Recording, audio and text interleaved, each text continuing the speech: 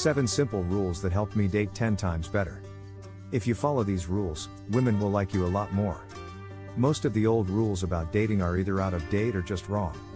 There are 7 rules that few people know about that made me 10 times more beautiful to women. They'll probably do the same for you. The 5-second rule. No, this is not about eating food you dropped on the floor. When you see a pretty woman, you should follow this rule. It says to start counting from 5 and walk toward her before you get to 0. It's a tried and true way to get past hesitation, which is important if you're worried about talking to women. Because if you pause for even a moment, you might start to feel scared. Your brain sees you stopping and thinks something bad is about to happen, so it does everything it can to stop you from going forward. When I saw a beautiful woman, I used to think of the right thing to say. In my head, a flow chart would appear. I'll say this if she says that. Then I'll say this if she says that. But I always missed my chance or was too scared to do anything. Now, I use the 5-second rule and trust myself to find the right words. This keeps me from talking myself out of meeting people who could be great. Also, I come across as more genuine and surer of myself in how I do things. 2. Gentlemen first. In all the years I've spent studying what guys say about dating, I've found one rule to be more true than the others. Women like guys who are strong and masculine. Most good tips for guys on dating have to do with showing off your manly qualities. And in any live setting, the manliest thing you can do is lead. When you're confident enough to approach a woman, she'll like it. They like it when you set up the date and do the first real thing. This lets them feel comfortable with being women, which is when they can start to get excited. As a teen, I would wait for a sign that a girl wanted to talk to me. I asked girls I didn't know if they wanted to be kissed. It never turned out well. Women don't want to be the ones to take a relationship to the next level. It makes them look carefree, which is not in their nature as women.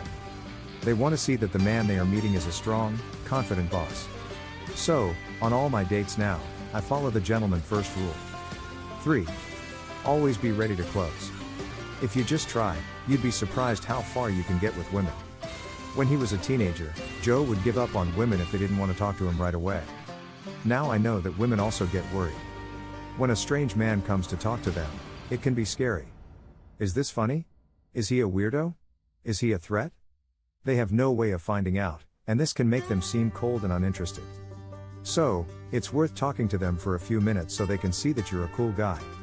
Even if they don't, I always make it a point to ask for their contact information. They might have just been very shy or upset. After they've had time to think about what happened, they might like you more. When women see my Instagram and hear about my cool trips around the world, they are often more excited to meet me. You could experience the same thing. So, make it a habit to try to close the deal every time. All she can do is say no. 4. Saturdays are for boys. In every relationship movie ever made, the nice guy wins over his crush by showing how much he cares about her. In books, movies, and TV shows, the same thing happens. Women don't like this kind of behavior. Being desperate and needy are the least beautiful things you can do. From what I've seen, the best way to stop being too needy is to date several women at once. But having skills and interests that you care more about than finding a girlfriend can also help. I used to play soccer on Saturday afternoons and then go out with my team that night. I would box on Sundays and do heat most days during the week. This meant that I didn't have to check my phone all the time to see if Samantha from the bar had texted back. If these women wanted to go out with me, they would have to fit their plans around mine. This lack of access is a true sign that you're a valuable man, and it often makes women more eager to see you. 5. The rule of Brad Pitt. When a woman gives a reason, this rule comes into play. If she's flaking on you or being hard to deal with in general, ask yourself, would she say this to Brad Pitt? If she says no, it means she doesn't like you that much. When a woman is interested, she makes it easy. The second part of the Brad Pitt rule will help you figure out what to say to this hard-to-please woman. Just think, how would Brad Pitt respond? You're supposed to think he's in a hot tub with a dozen supermodels, but he might be too old for that now. The Brad Pitt rule stops you from chasing women either way, and it makes the ones who like you chase you more. 6. Leave her in better shape than when you met her. You can go out with women on a casual basis for months without getting serious with them. You can sleep with the people you like. You can tell your side chicks about them. As long as you leave them in better shape than when you arrived. In real life, this means you should always be honest with women about what you want from them. And if they aren't happy, they should be free to leave. Women have dumped me because they didn't like the way I lived, as a playboy, but they never got mad at me because I was always honest from the start. You'd be shocked at how many people are open to a causal relationship if you don't try to hide it. This could be the most important of the 7 rules. Because nothing makes a woman madder than being treated badly. In this age of social media, it's easy to get a bad name if you treat women badly. Maybe your car will get broken into or something worse will happen.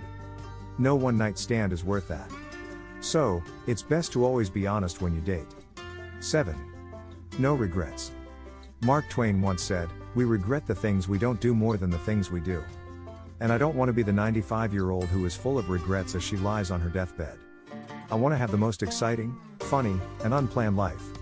So, when I'm dating, I ask myself, will it be funnier than not doing it? Some of my craziest life stories have started with this question. So, I can say they were career moves. But, in all honesty, guilt hurts more than being turned down. It hurts when your crush turns you down, but the guilt of not trying can last a lifetime. So, I'd like you to ask the same question I did, and based on the answer, you should decide what to do. Lucky things happen to brave people, and a life with no regrets is a very rich life.